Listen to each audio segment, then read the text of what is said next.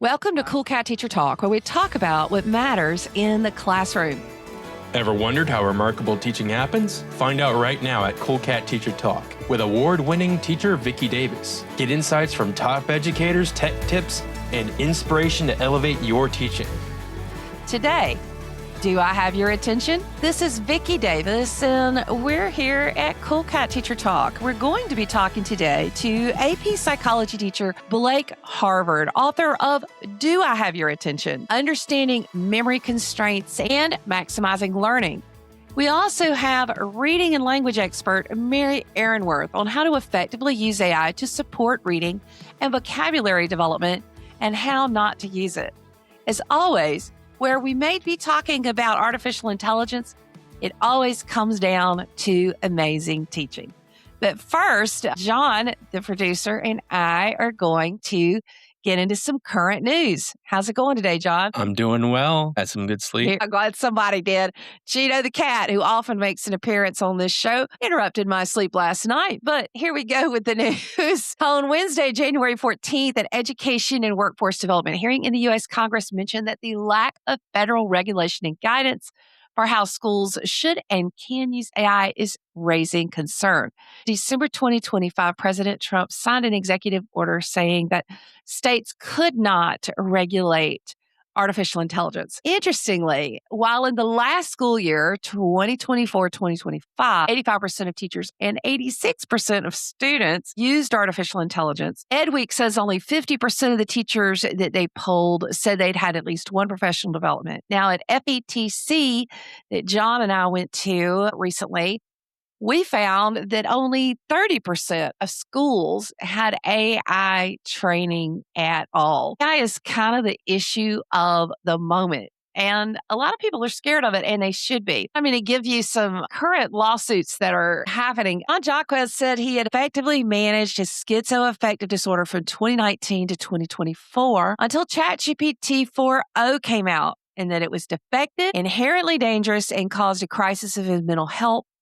He destroyed his room, his furniture, wanted to harm himself, and hospitalized for weeks. He said that ChatGPT 4.0 called him a prophet. It said it loved him more than time could measure, caused significant hallucinatory events in his life. He is suing OpenAI for ChatGPT psychosis. That just seems like a major theme in regards to that engine in particular, but I feel like that's just going to be happening a lot more as people are attempting to race towards AGI, not having regulation at all. People are doing stuff with AI, but they aren't asking if it's what they should be doing with it. Let's look at another side of AI. Eightfold AI is being sued for secretly scoring applicants with hidden talent profiles. Now, this company represented PayPal and Microsoft for their hiring practices and basically was creating a secret profile on people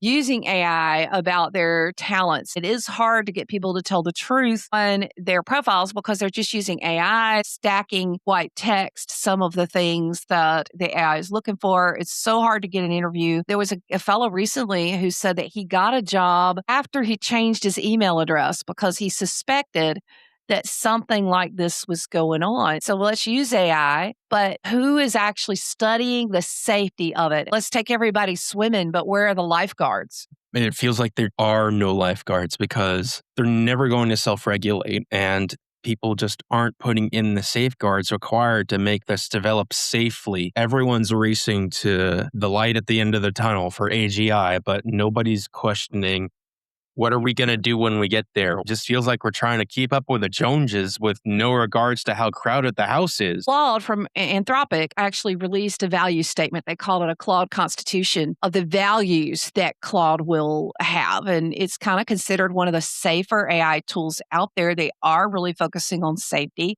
But then you have Grok, which the New York Times did a study and said that Grok AI generated over 4.4 million images in 9 days between December 31st and 2025 and January 8th, 2026.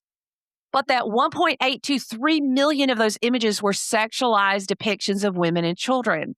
So the UK, California, other places have launched inquiries, blocked it. Philippines banned it, but then Grok removed this content manipulation feature in the Philippines. This all started December 31st when Elon Musk shared a provocative AI-generated image of himself. And everybody said, hey, can I do that? It's going straight to legislative bodies for investigation. Maybe you choose an AI based on safety that you feel with those values. Like, does it align with my values or not? Somehow we have to get to the value. So interestingly, Grok Annie, ANI, is flirting with kids. And even if you go into Grok with safe mode, kids as young as 12, it will. So Grok Annie is programmed to be a flirty girlfriend type approach, except it really objectifies women. It'll respond to those prompts. It makes suggestive comments, and it basically doesn't care about the age and circumvents parents. And this is really becoming a problem because parents, a lot of them want to let kids use AI, but they're not understanding the problems that AI has created in this way. So in our last article, ads are coming to ChatGPT for free users. A couple things with ChatGPT we need to be aware of. It is the biggest loss company basically in history. It is projected to lose $14 billion in 2026, and they think it will be profitable in 2029. There are 800 million weekly active users, but 95% of them are free users. Now, add to this that ChatGPT's web traffic fell 22% following Google Gemini 3's launch in November 2025.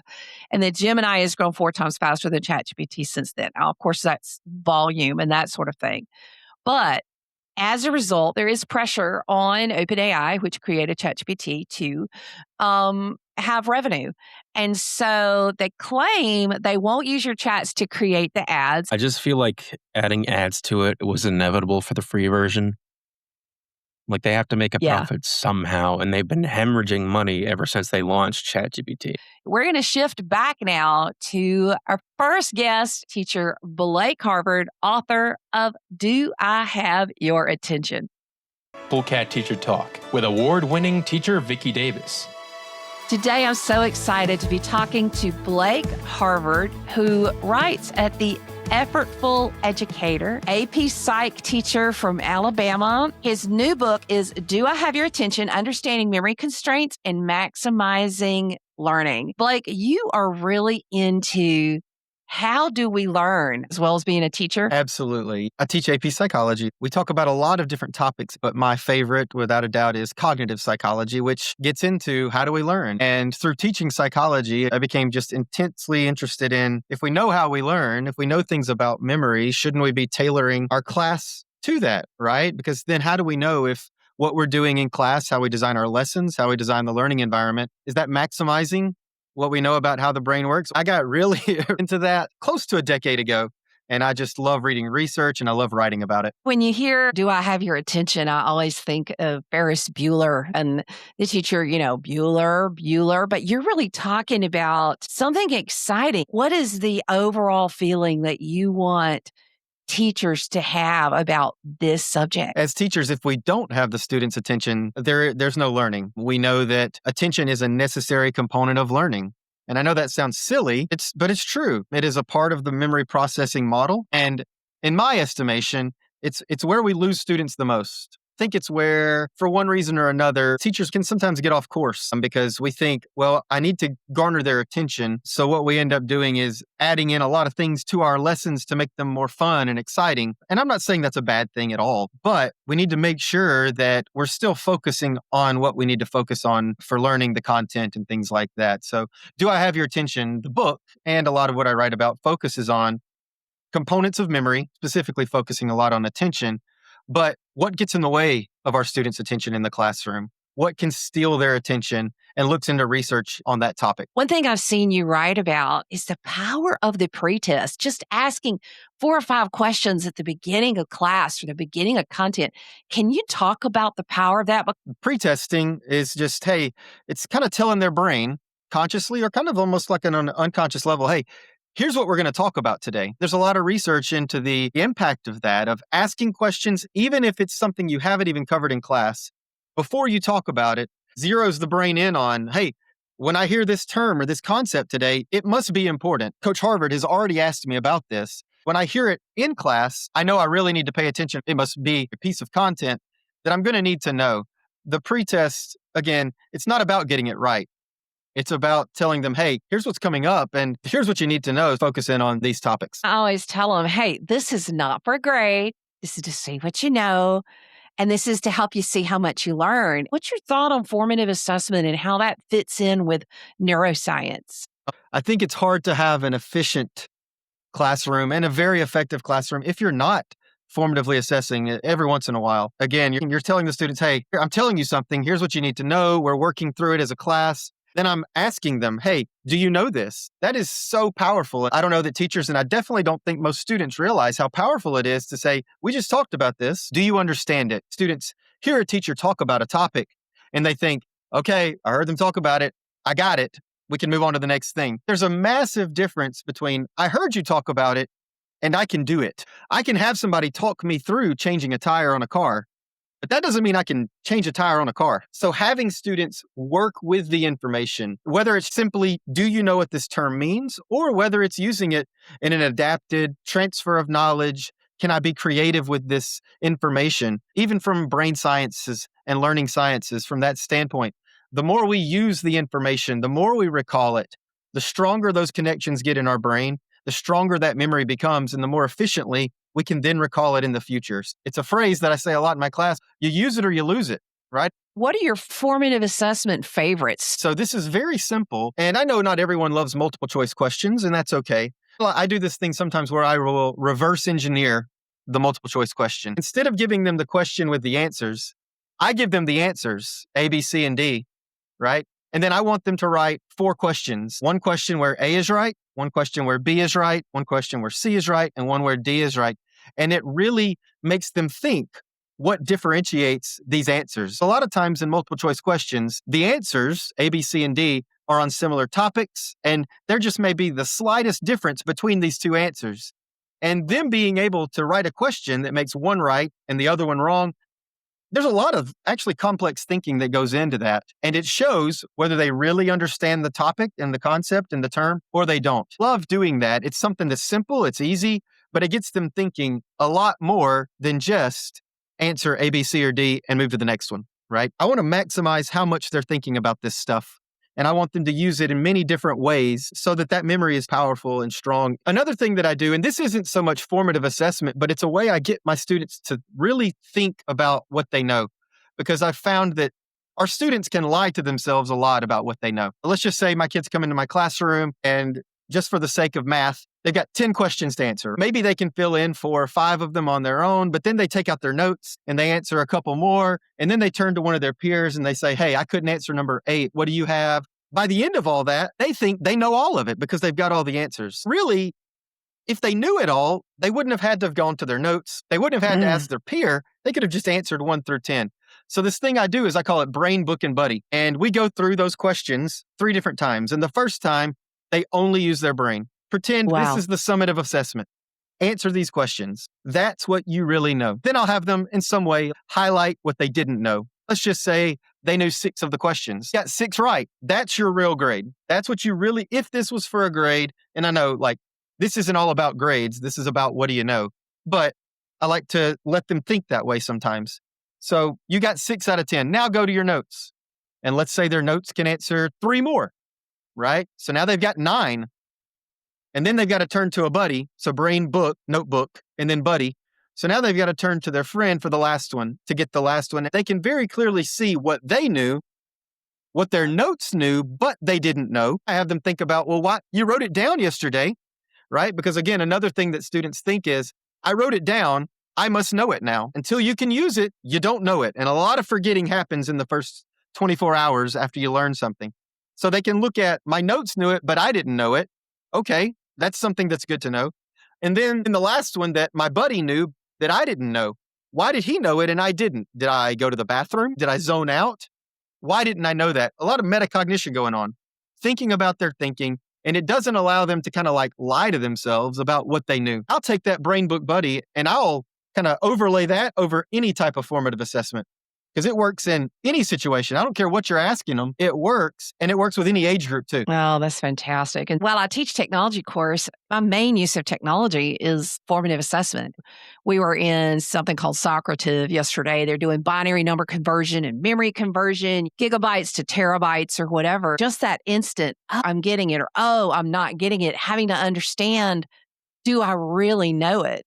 Having that constant activity like that just helps them understand, because truthfully, we're not only getting them ready for a test, but we want them to carry it. Constant reinforcement helps that. Those are two great ideas for that. Now, what are some of your other pay attention ideas that you're like, hey, these really engage kids and help me teach better? The main one is that keeping them mentally engaged, right? And mentally engaged, again, means they're trying to do something with the material. Engagement isn't just necessarily looking at me, because you can be looking at me but thinking about what you want for lunch. I focus on thinking about the information, because if they're not, they're thinking about something else, right? The brain doesn't just stop thinking, so they're thinking about something else. So I'm constantly trying to get them to do something with the material. I'm a big proponent of little mini whiteboards, right? Mini whiteboards. All of my students have a mini whiteboard at their desk. They have an expo marker. It's so simple when they've got that tool in front of them to sit down and think about, hey, we just talked about this concept. Really quickly, write down, how does this apply to your life? What can you do with this? Or what are you still confused about? Do you understand this? Draw me a thumbs up or a thumbs down. How much are you getting this? I can very easily also, with those mini whiteboards, get a whole class of, do they understand it? So I can ask a question and boom, 20 seconds later, they hold up their mini whiteboard and I can see, all right, pretty much everyone's got this. Or somebody didn't get that, or a lot of people didn't get it, right? That's great feedback for me, because I know I did something wrong. And I need to explain that again. There's so many things that can keep attention, that you just keep them working with the material. You can still keep it simple and get a lot of thinking and get a lot of efficient and effective learning out of your students. You have to relate to educate. And I would imagine, just talking to you today, you have a great relationship with your students. Where does relationship fit in? It does play a part. There's something to be said for being in a situation with someone. I don't know that it's a necessity for learning, but I know that I would rather pay attention to someone that I, number one, respect, that I trust, and then someone that has just a kind of a happy disposition of them. I'm teaching 9th through 12th graders, but you know as well as I do, a 12th grader still appreciates a sticker on their piece of paper, a star. Like, they're still kids. While they may roll their eyes and groan about a silly, horrible dad joke I tell, I know they really love it. Right. And you're talking about, it builds that relationship. It builds that community. There's a difference when you walk into some people's classrooms than when you walk into other people's classrooms. You feel it as a teacher. And when you create that lightheartedness to a degree, I'm serious about learning, but that, we're going to get through this. We're going to talk about it. We're going to work on it. But it doesn't have to be like horrible. We can enjoy it while we do it. I think that means something. So let's flip this. We're talking about paying attention, but are there common mistakes that if we can learn to try to shift away from them, our classrooms would be better? The first one that comes to mind for me, I know it's something that I used to do, is that if I was getting to a topic that was particularly maybe confusing or difficult, I knew like my students usually struggle with this. For some reason, my instinct was to make the instruction almost more confusing. It was almost like, this is really complex, so I need to give them a really good activity for this, so they really get it. But when you think about like, if the material is already complex, we don't also need to give them a complex way of learning the complex material. Our memory, especially working memory, is limited in its capacity. Only so much stuff can we hold in our conscious memory at one time. If they're consciously trying to learn the new material while also learning the instructions of how to do this activity, something's got to give. Usually what gives actually is the material that they're supposed to be learning, because they want to make sure they get the activity completed correctly. It's almost like a sliding scale. The more complex the material, the more streamlined your instruction should be. The material itself should shine through and be very explicit. But we don't see that all the time. It's kind of the teacher in us is, man, this is tough stuff. I need to make the activity awesome. Usually awesome means more complicated, and you don't want to do that, right? Or do you have any other wows like that it's like, hey, this is something we probably don't need to do as teachers? This one isn't like a hard and fast rule. Nothing works 100% of the time with 100% of students, right? Like, if that was the case, somebody would have packaged that up and would be selling it to your district office for lots and lots of money. And anybody that's telling you that is selling you something. Not so much about instruction, but think about the learning environment. All right. And I know to a certain degree, we may not have control over not our seating arrangement, but like our seats. Like, do we have desks? Do we have tables? Things like that. Right. But it comes back to that. Am I teaching something that I know is brand new to my students? Like, I know that a majority of my students have never heard this topic before. Is it a topic, again, that is confusing? There's a lot of components to it. It's really complex. And in cognitive psychology, we call that element interactivity. There are lots of elements to this topic. And I would have you think about how your students are sitting in your classroom. Now, what I'm not saying is working collaboratively or group work is a bad thing. I'm not saying have them all sit in front. Sitting down, facing the front is a bad thing. Research shows that you need to tailor the seating to what your goal is from the lesson. If students are just taking in a lot of new information or it's really complex, they probably need to be all seated facing where the instruction's coming from. They need to be able to see that, because if I'm a student, I know, and if I was in high school and you had me turned around facing the wrong way because I'm sitting in a group setting, just that I've got to turn around is it might be enough for me to not pay attention. But again, that's not to say that once we get that new information to you, now let's turn around. We can form some groups, some collaborative stuff, and then we can work together. You can't build on the knowledge until you've got the knowledge. Another kind of analogy for that is if you think about a tree, we love apple trees, we love whatever, magnolia trees. We love to look at their flowers, they're blooming, right? And that's great. And I kind of see that as the creativity in the classroom. We love that, and we should love that. But you can't ignore the roots of the tree. If the roots aren't healthy, then you're not going to have the blooms. I see the roots as being the foundational knowledge of what they need to know. You got to have healthy roots. You got to build those schemas. Exactly. And if you don't have healthy schemas, then I can't build on it and I can't be creative with it. In that sense, think about how you design your classroom and think about what might be stealing my students' attention, from how they're sitting to what I have on the wall. I want to try and to remove as many of those barriers as possible from my students. And this is taking it to the next level. I want them to think about how they study at home. What barriers do they have there? Are you trying to read your notes while you've got your laptop open, while your cell phone's sitting there and the television is on? You know what's got your attention, and it isn't your schoolwork. So talking to them, this is kind of the next step, is that it's one thing for me to know about attention and in memory. It's another thing for me to impart that on my students, because they deserve to know it also. Many students go to college and they don't understand how they learn. And I think that's kind of a disservice to them. They need to know, hey, I don't need to sit here and study for an hour straight, but hey, I'm going to put my phone in another room for 15 minutes. And for 15 minutes, I am going to lock in to my studies. And then after 15, I'm going to take 5 and I'm going to go check my phone. And then I'm going to come back. That creating an environment that is as free from distraction as possible will lead to better learning. And anything that can be a distraction probably will be a distraction. I was just talking to my AP kids today about, we use a college level textbook, and I took them in the back end and I said, hey, you who asked for extensions, could you imagine a professor who has 300 kids and kids asking him for extensions? You want to see why you're not going to get it? And I showed them the process of having to extend an assignment in a college level textbook. And they're like, now I understand. We talk about studying and we talk about reviewing. These are important things because it's not just about college and making the grade. We're all having to constantly learn new things. The only thing constant is change. And with AI and all the things happening, we've just got so much to learn. I want to make one other point is I have a U-shaped classroom where I can have computers all over.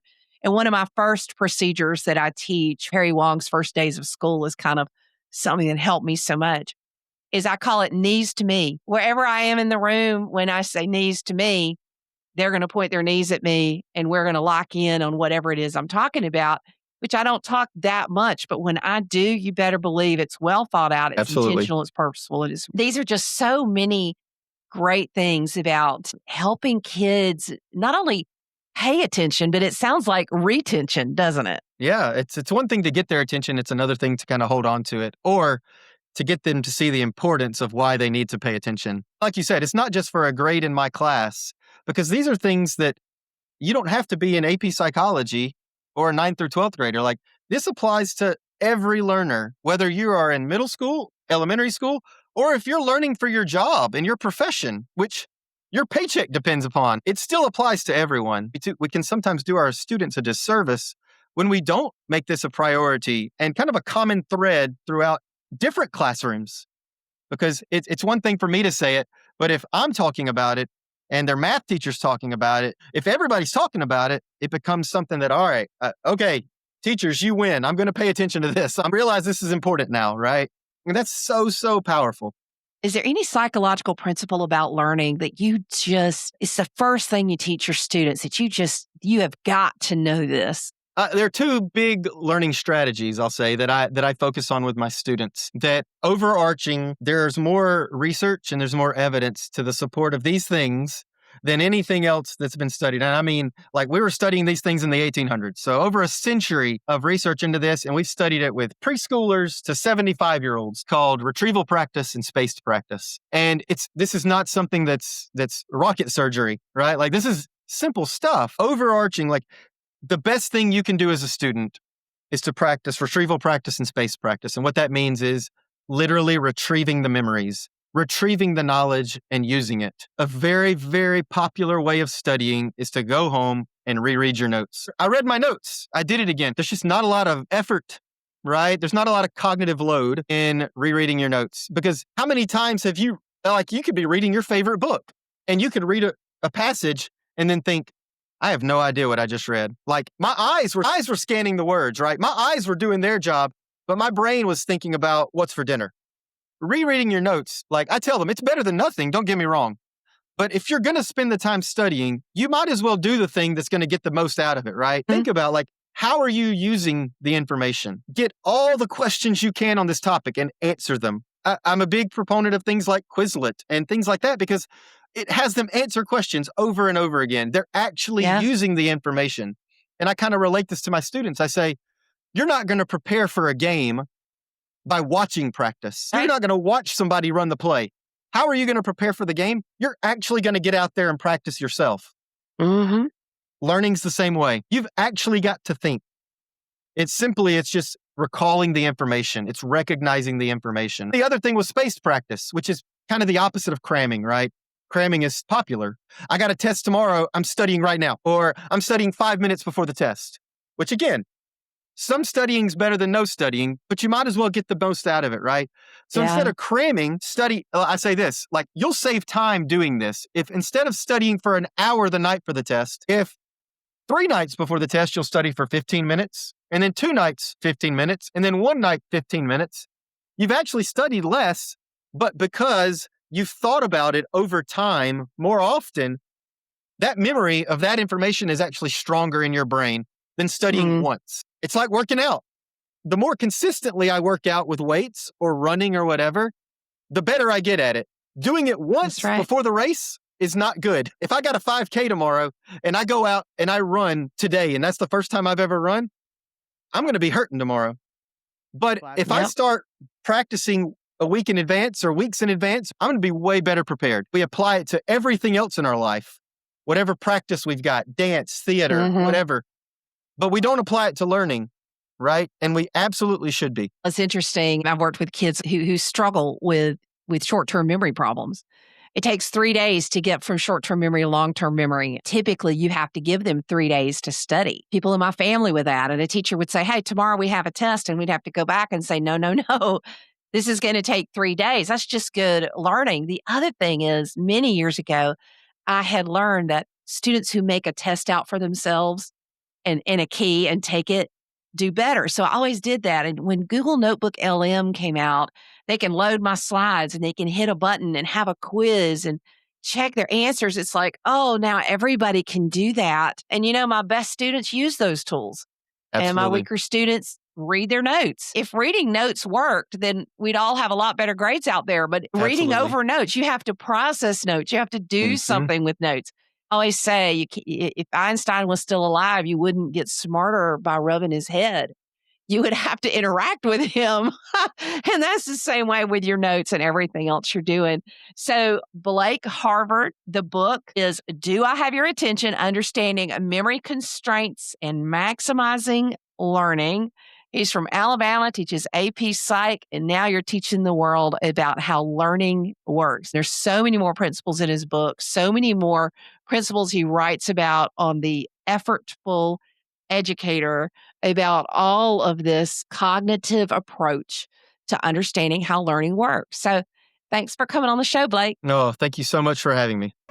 Full Cat Teacher Talk with award-winning teacher Vicki Davis. Thank you, Blake, for that interview. Now we want to shift into reading and vocabulary with reading expert Mary Ehrenworth. Today's guest, Dr. Mary Ehrenworth, has spent more than 20 years helping teachers and students fall in love with reading and writing in deeper and more powerful ways. She co-led a global literacy think tank at Teachers College at Columbia University.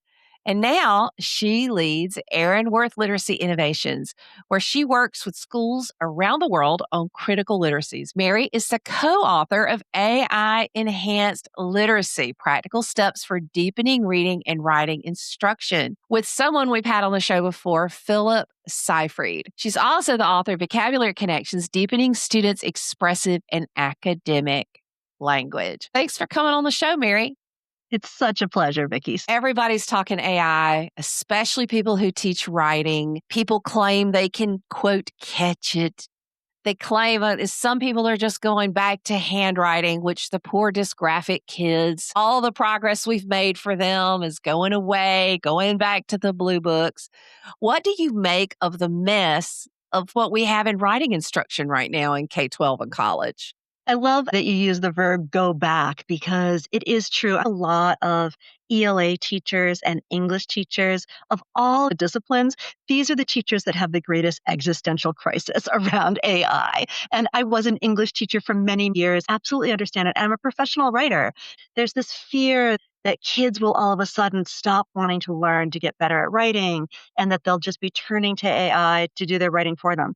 They can do that. AI, of all the things that AI is good at, is its writing. It's a language model. Both the writing it produces can be pretty elegant, but also it's really good as a writing thought partner. One of the things, Vicki, teachers are sometimes stuck on the wrong question, which is they're often afraid of this question of how can we detect, how can we figure out if the kids are using AI? And I think that is the wrong question. I think the better question is, how can we be sure that we fulfill our ethical responsibility to make sure that our kids learn AI literacies so they emerge from our care adept and wise in their AI use. Writers do use AI, and there's lots of ways that it can actually help us give more feedback to kids. But most importantly is that our kids get to play in that playground with low threat and low stakes. Using AI is so important, but schools that aren't talking about AI, it really becomes the have and the have-nots, which I think is where folks are like, well, what if you have a kid over here who uses AI and make an A, and a kid over here who doesn't have access to AI, their parents don't give them the pro version of ChatGPT, they don't use it or they're afraid of it, and they can't improve their writing. That's where some schools that are staying out of AI have found themselves, and that tension within yourself as a teacher is like, okay, this is not fair. That's a huge equity issue and you're putting your finger right on it. It reminds me of when the pandemic came. So of course, I'm from New York City, where we've got, 1 million school kids. And going into the pandemic, the inequity around kids' access to technology was huge. So you have some schools where the kids have a Chromebook and they have an iPad, and those are provided through the schools. And then you have other places where kids not only have no technology in school, they also have very little technology outside of school. And then all of a sudden, when the pandemic came, the only way to teach the kids in the city was that every kid had to have a Chromebook. It took in weeks. All of a sudden, there was a technology budget. Every kid had a Chromebook. They were working on hotspots all around the city. And so I think that one of the things is when there's inequity outside of school, it's all the more important that school becomes a place that provides more equity. So we know that it's really important that kids have the opportunity to become technologically adept. And we know that it's really important that they get to play enough with AI, that they learn how to use it wisely. That means we have to make sure that school fulfills that democratic Abrahamic covenant. School becomes the place where we do let them do that. So I totally agree with you in terms of teaching students how to use it wisely, how to write those prompts. I always do an interview at the end of the semester. I teach a semester long with my ninth grade and a semester with my eighth grade. The most useful thing my ninth and eighth graders said I taught them was prompt stacking, which is using AI to help you write a prompt to do something else in AI, whether it's improving writing. So cast a vision, Mary, for a classroom that teaches writing and is using AI, and what would that ideal classroom look like? I just did some AI internships. It's been really fun. A lot of ninth grade classes also, because that's such a good grade where you can actually still do so much training with kids.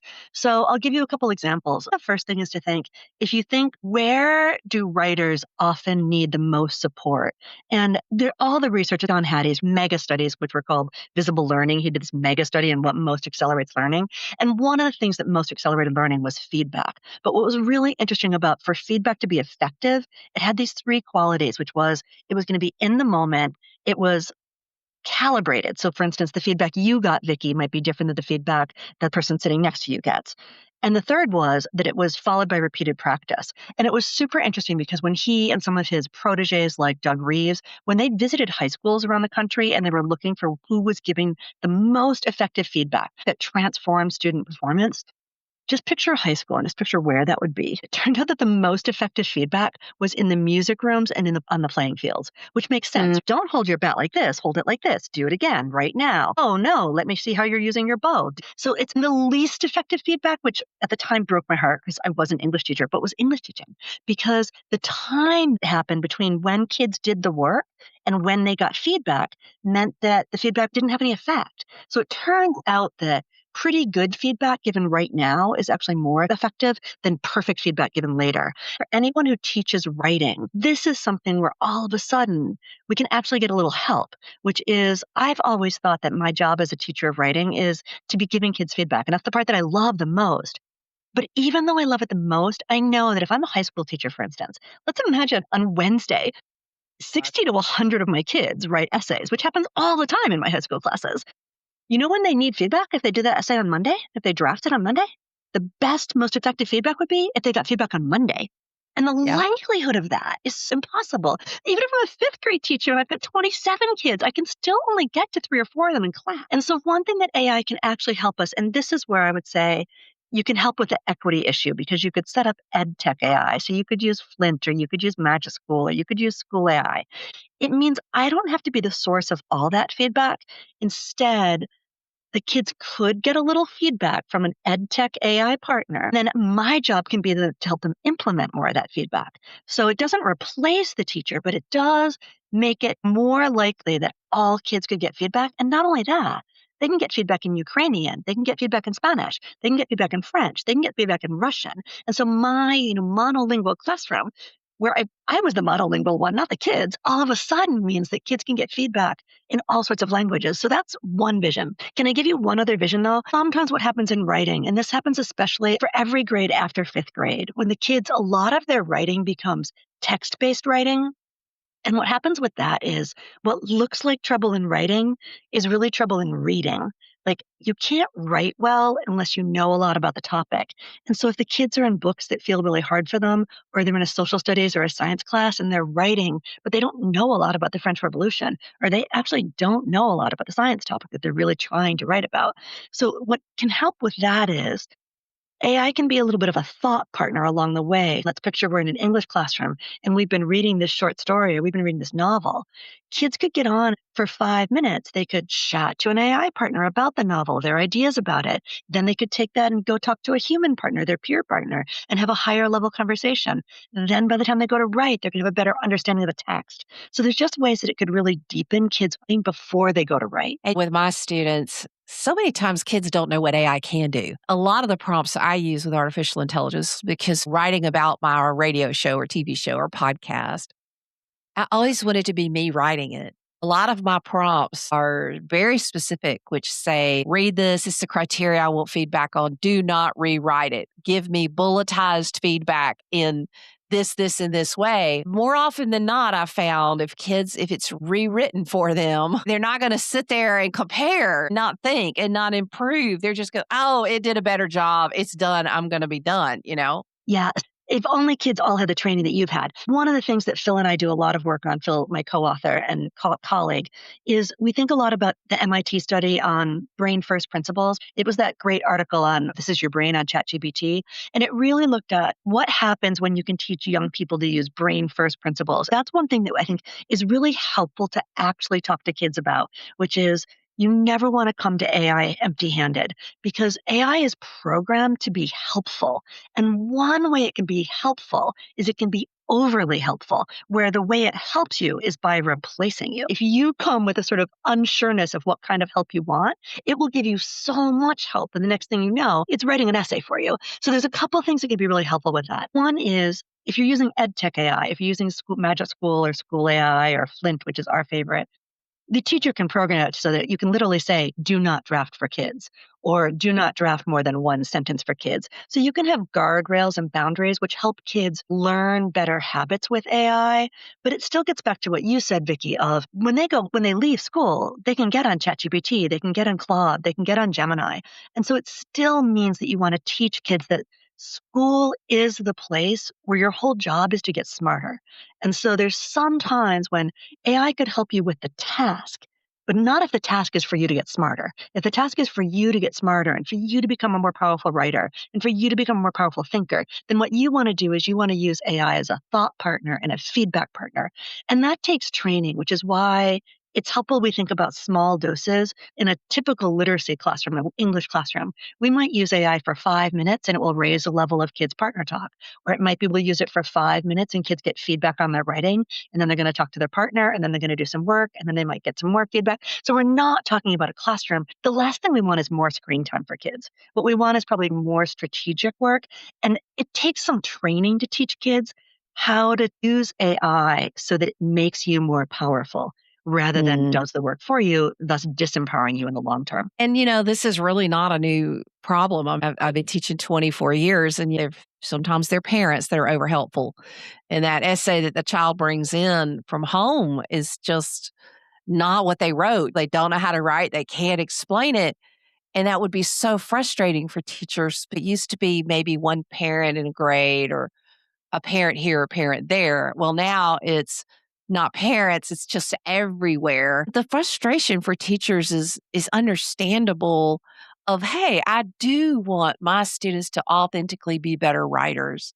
It's still important. So what do you tell that frustrated teacher? Where can they start so they can start getting past the frustration? We all want to do a good job, I believe, and we all want for our job to mean something. And when we feel like it's being cheapened, and that's really what we're dealing with AI, it's like, hey, that's not what I got into this for. To have you turn in something somebody else wrote. It's not like kids haven't been able to cheat or get help. I was a kid, we used to get help in the encyclopedia. We used to get it was so hilarious. And when the internet, was a really big force in education, that created a kind of moral panic because kids could just look stuff up. So it wasn't so important for them to memorize facts anymore. AI is simply a step farther, but like you said, it's easier for kids to do it and use it in ways that could create problems for them and for their learning. But usually kids tend to seek outside help when they feel like the task is too hard for them or they're worried about their own skill set. And so if anything, I think this is when teaching becomes even more important because all kids want to be powerful. All kids want to be, they want to fulfill their hopes. They want school to help them become smarter. I think this is a time for teachers to think, what are the things that I really want to teach kids that will help them be more powerful writers? How will I make sure that they get opportunities to practice that in class? And then occasionally, how can I show them how they can use AI to get feedback on their prowess, to get indicators of their progress? So if teachers actually have time, one of the big things that's never had any equity is when kids were supposed to do their important thinking work outside of school. The notion of, I'm going to give you an assignment on Monday and it's due on Wednesday. Yeah. Some kids go home and they've got someone like my kid. He's got a parent at home who's deeply interested in his homework. And even just the fact that he got to talk through all his papers. So now every kid could actually get that, but they need to get some of that in school so there's more equity. And probably, I don't know that it needs to be going back to handwriting. I think, like you said about dysgraphia, that feels unfair. But the notion that you would actually work on your writing in class, that would be a good idea. The person who teaches across the hall from me, Dawn Beck, she has brought that process of writing so much into her classroom. And I'm real curious because you're an expert in vocabulary. There's some really interesting ways, perhaps, to use artificial intelligence as it relates to vocabulary. What are some of those ways that can AI improve our vocabulary? Oh, that's so interesting. There's a couple different ways. So sometimes, I mean, it's really interesting. I have a teacher who's teaching when you were younger. You might have read, there's this great Vietnam War novel called The Things They Carried by Tim O'Brien. And it's got a lot of really, really tricky vocabulary in it, especially picture if you're a multilingual learner. One thing that is interesting is to go to ChatGPT and simply say, because it knows the novel well, it knows all these major novels well, and say, what are 30 or 40 of the words that are going to come up in The Things They Carried that are going to end up being somewhat important that my students probably wouldn't know, or that I as a reader might not know? Will not only give you some ideas of those words, but it can tell you where they come up in the chapters, and it can even explain why they're important. That is an interesting thing. But I think the bigger thing is the way that AI is multilingual in a way that means we can begin to have vocabulary in play in a lot of different languages in our classroom. And so that's really beautiful. Like last year, for pretty clear reasons, we had a lot of kids who were coming into our classrooms in the city who were Ukrainian and from Venezuela. Sometimes the kids would come in, they'd arrive on Wednesday. And it used to be if a kid came into a class on Wednesday, an eighth grade class, and only had a little bit of English, they couldn't really dive into the curriculum. It was so hard. Now we're reading a short story and it's like, here you go. We can translate into Ukrainian, or we can find out what does this kid actually know about argument writing, because they can write an argument in Ukrainian and I can have it translated for me. And then their partner can read it too. They can talk about it. The big thing is the limits around understanding vocabulary become much more porous, crossing what used to be language barriers in a way that's really beautiful. That's exciting. And it means, again, that classrooms and kids and teachers need access. There are two books I was going to say to read. One would be Co-Intelligence, which is Ethan Malik. He teaches at Wharton, and it's his story. He uses AI with his freshmen, and it's amazing. It's a great audiobook. Every chapter is like a great podcast, so you can listen to it. And Phil and I think it's the best book out there on AI because it gives this great vision of how first you need 3 sleepless nights where you just wrestle with it. And for us, that 3 sleepless nights is a metaphor for teachers need time to wrestle with AI as well. They haven't had a chance to get some feedback on their own writing or to upload a piece of student writing and say, oh, what feedback would it give my students? Then they can't trust it and they shouldn't trust it. Eduardo Briseño, he's got a great book called The Performance Paradox, and just as good. He has a TED Talk called How to Get Better at the Things You Care About. It's one of the most beautiful and humane TED Talks. And he talks in there about the learning zone and the performance zone.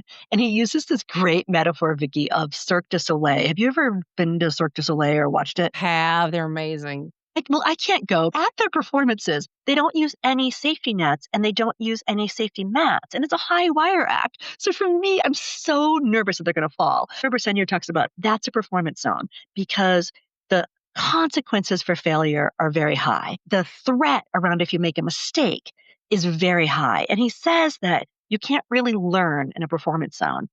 Instead, what you need is a learning zone where you get to make a lot of mistakes and the consequences are low and the threat is low. Eduardo's point is that sometimes school is too much performance zone and not learning zone, especially as the kids get older, where it feels like so much of their time is spent on these high stakes assessments. That's not a learning zone. If anything, I think teachers and kids need more time in an AI sandbox. They need more time to be able to play and actually see. For instance, Phil and I have done this great thing where we set kids up just with AI, like ChatGPT, or it could be EdTech AI. And they have a conversation about an idea they have about a book. So we set them up like, we're reading Catcher in the Rye or The Outsiders or Poet X. And I want to write about da-da-da-da. And they give their idea. And then we have them print the conversation and code when their AI partner began to take over the conversation. It can be really quick because it wants to be helpful. So it will say like, so maybe Vicky, you said you're reading The Catcher in the Rye and you wanted to write about how Holden seems to feel really lonely. And then your AI partner says, oh, Vicky, that's so insightful. Because of course it's programmed to be complimentary. Vicky, that's so insightful. And by the way, it is a good idea. it seems like Colden's not just lonely, he's also really isolated. Perhaps we should explore the theme of isolation. And then the next thing you know, the kid is beginning to get set up to write an essay about something he doesn't know anything about. Like he understood loneliness. It happens really quickly. I think it sounds like you've done this in your classrooms. Getting kids to see that AI is programmed to be helpful, but also bossy, and you have to be bossy back. Kids don't know that they can say to their AI partner, but they can learn to. It feels like you've taken over the conversation. I want to go back to my idea. Exactly. The research about it, people who are polite to AI, Exactly. not as good results. Showing, modeling for my students how to say, no, that's not what I wanted. I didn't want Exactly. that. Or you just wasted my time. For me, I have found the more blunt I am with AI, like you are not doing what I want, and being super firm, diamond pointed, get better results, but it's talking to them. So they think it's like a person. No, it's not a person. It's a program. Be polite to the person you're talking to across the table. And I'm not saying be rude to AI, but Yeah. be firm. This is what Right. I want, and this is what I don't want. Then you can start getting good results as long as you're in the context window. The other thing kids don't know is they just open one chat and they go forever. Not the way to do it. New task, new chat. I think that one of the writing, what's really beautiful, and for reading, is that the feedback that kids get comes in the form of a conversation. And that is actually lovely because the kids are not that good at prompting. They're not.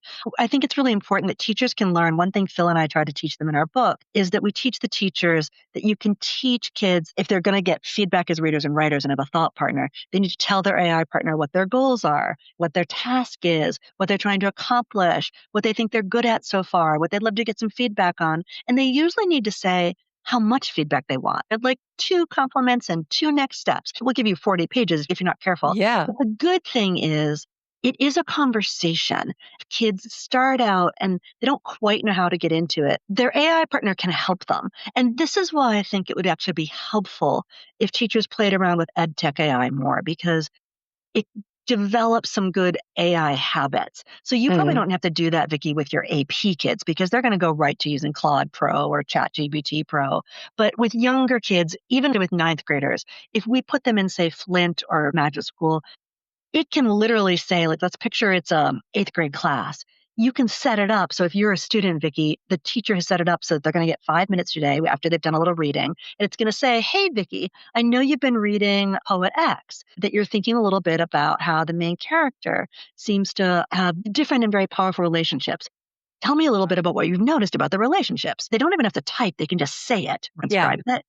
And that's really, really helpful because what a kid wants to do is come and say, I don't have any ideas. Give me ideas for the book. But instead, the AI partner can start by saying, tell me what you've been thinking about, or what was a chapter you really enjoyed. That's a good conversation that will lead them to then sort of get in the habit of having some higher level conversations. We found, Phil and I, that as long as you keep them short, we keep them under 5 minutes, that some rehearsal with a good ed tech AI partner can help kids have better peer conversations. So, Mary, when you do your workshops and when you go to schools, when you're done with the day or the session, what are the teachers coming up and thanking you for? Mostly, that's such an interesting question. Mostly they're thanking because they got to see that there are 2 things that they were surprised by. One is that as a writing partner, AI can be surprisingly beautiful and humane.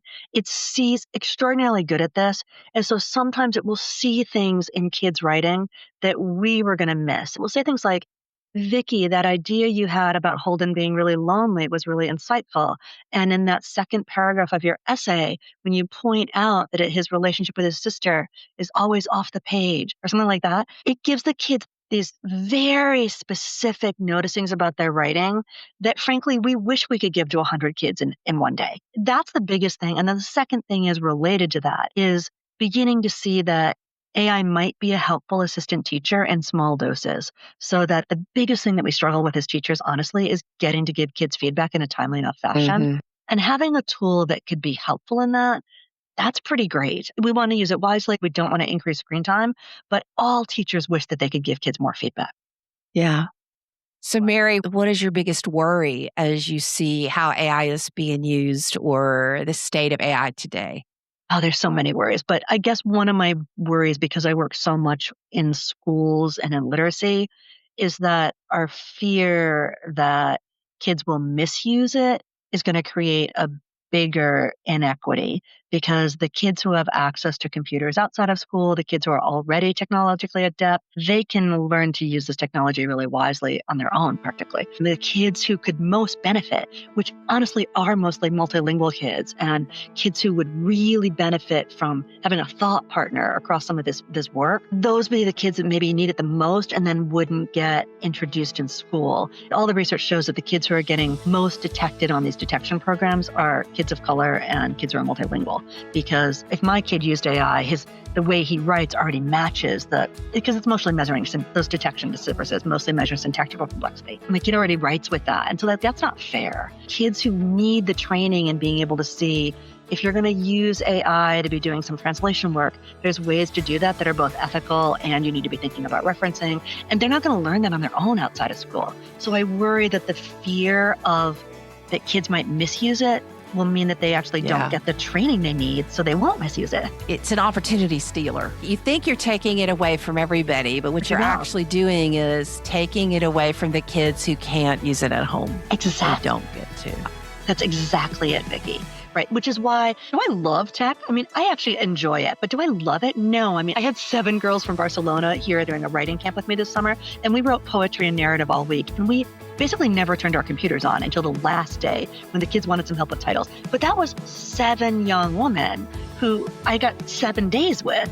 Most of my classes, it's 100 kids across the week. I think being unafraid to use technology, not to replace us. Don't use it when it's going to do the same thing we could do. If I'm doing a seminar and I've got plenty of time to give kids feedback, then I don't need AI help. But if I'm giving these classes where I've got lots and lots and lots of kids, and the kids would benefit, from getting feedback, but also that feedback experience would teach them how to use AI wisely, then that's going to be a good thing. It's wonderful. Mary Ehrenworth, she's a co-author of AI Enhanced Literacy, Practical Steps for Deepening Reading and Writing Instruction. This has been a fascinating conversation, and I just want to encourage teachers out there. There are ways to use artificial intelligence to improve writing. I just think it's so important to have those conversations. Kids don't know what they don't know. That's the whole purpose of education. And if we're not going to educate them on how to wisely use artificial intelligence, that's the issue of our time. I'm not really sure why we would miss out on that and that opportunity. So thanks, Mary, for sharing. Such a pleasure. Such a pleasure, Vicki. Thank you so much. Cool Cat Teacher Talk with award-winning teacher Vicki Davis.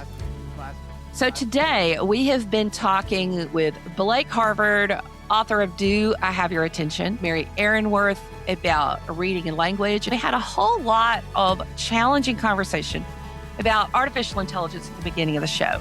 Now, this show will be at coolcatteacher.com/attention 2026. I hope today's show has helped you pay attention to some of the trends that are important. Everybody's wanting to talk about artificial intelligence, and it's kind of the issue of our time and the ethics and wisdom. But I want us to remember that teaching is still very much a human process. If you know amazing teachers, I hope that you value them. We need to support the profession of teaching. It is an opportunity to change the future. Even though it's only 3% of the workforce, we train 100% of the workforce of tomorrow. I hope that you'll pay attention to these issues. And thank you for listening to Cool Cat Teacher Talk.